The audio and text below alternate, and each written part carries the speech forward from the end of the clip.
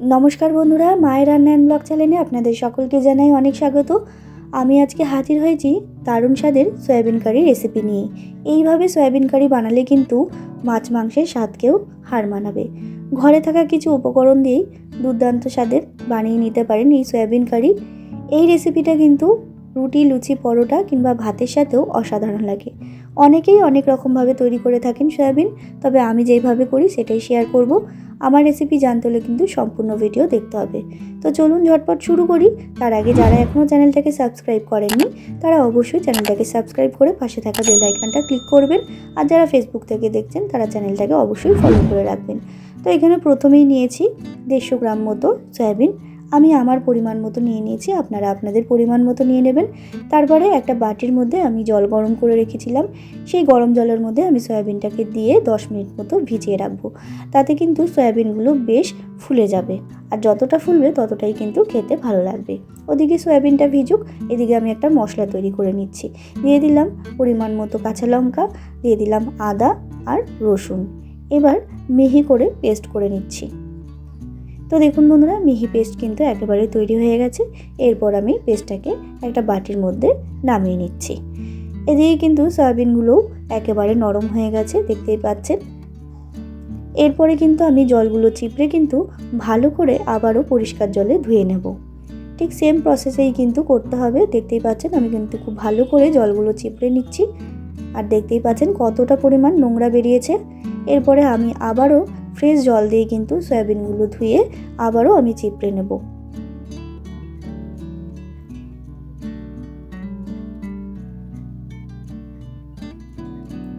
তারপরে আমি গ্যাসে একটা কড়াই বসিয়ে দিয়েছি।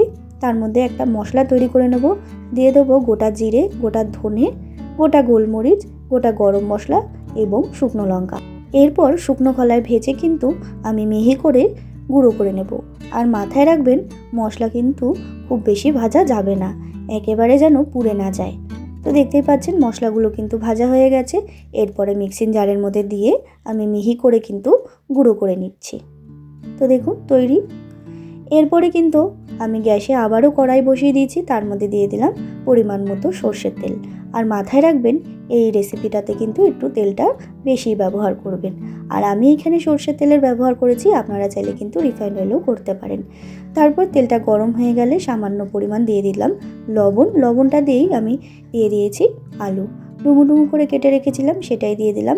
তারপর দিয়ে দিচ্ছি একটু হলুদ গুঁড়ো। এবার কিন্তু ভালো করে আলুটাকে ভেজে নিচ্ছি।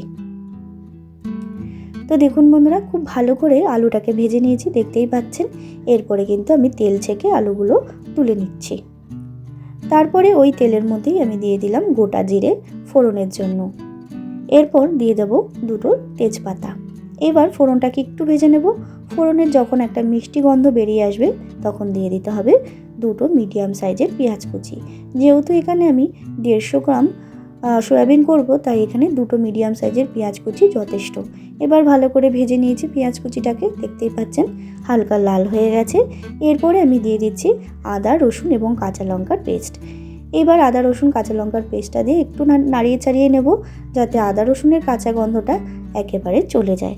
তো দেখতেই পাচ্ছেন একটু নাড়িয়ে চাড়িয়ে নিয়েছি। তারপরে দিয়ে দিলাম একটা টমেটো কুচি, দিয়ে দিলাম লবণ স্বাদ মতো, হলুদ গুঁড়ো এবং কাশ্মীরি লঙ্কার গুঁড়ো। এবার ভালো করে কিন্তু মশলাটাকে কষিয়ে নিতে হবে। তার আগে দিয়ে দিচ্ছি সামান্য পরিমাণ জল।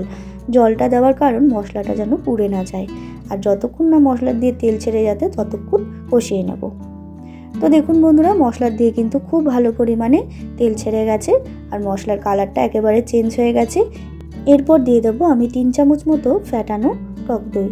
টক দইটা দেওয়ার সময় মাথায় রাখবেন, গ্যাসের ফ্লেমটা যেন একেবারেই লো থাকে, তাহলে কিন্তু টক দইটা কেটে যাওয়ার সম্ভাবনা থাকে যদি গ্যাসের ফ্লেমটা হাই থাকে। তারপরে একটু নাড়িয়ে চাড়িয়ে টক দই ধোয়া বাটির জলটা দিয়ে দিলাম। এবার ভালো করে একটুখানি নাড়িয়ে চাড়িয়ে নিচ্ছি।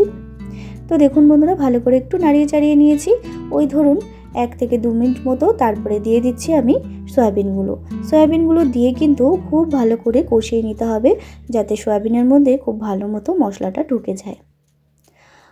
তো দেখুন বন্ধুরা, আমি প্রায় 2 থেকে 3 মিনিট মতো সয়াবিনগুলো কষিয়ে নিয়েছি মশলার সাথে, আর সয়াবিনের মধ্যে কিন্তু মশলাটা ভালো মতো ঢুকে গেছে। এরপরে আমি দিয়ে দিলাম সেই গুঁড়ো মশলাটা, মানে আমি যেটা শুকনো খোলায় ভেজে গুঁড়ো করে রেখেছিলাম সেই মশলাটাই দিয়ে দিলাম 2 চামচ মতো।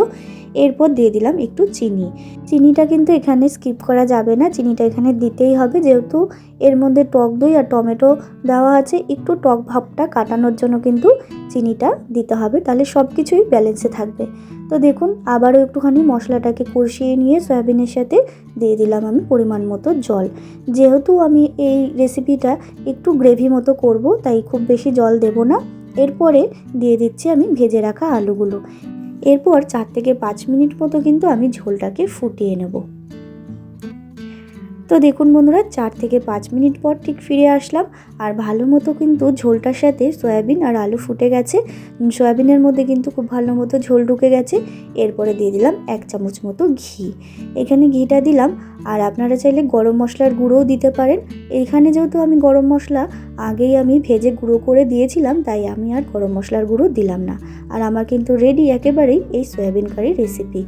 এরপর গরম গরম ভাত, রুটি, লুচি, পরোটা সবের সাথেই সার্ভ করতে পারেন এই সয়াবিন কারি রেসিপিটা। এরমভাবে তৈরি করলে কিন্তু মাছ মাংস লাগবে না। এই এক সয়াবিন কারি দিয়েই কিন্তু আপনারা খেয়ে নিতে পারবেন ভাত, রুটি, লুচি কিংবা পরোটা। এইভাবে রান্না করে দেখবেন, ভীষণ ভালো লাগবে। আমার এই রেসিপিটা যদি কিছু ভালো লেগে থাকে তাহলে অবশ্যই একটা লাইক শেয়ার করবেন। আর যারা এখনও চ্যানেলটাকে সাবস্ক্রাইব করেননি তারা অবশ্যই চ্যানেলটাকে সাবস্ক্রাইব করে পাশে থাকবেন নিত্য নতুন ভিডিও দেখার জন্য। আর যারা চ্যানেলটাকে সাবস্ক্রাইব করে আমার পাশে আছেন তাদেরকে জানাই অসংখ্য ধন্যবাদ। আবারও হাজির হব নতুন রেসিপির সাথে।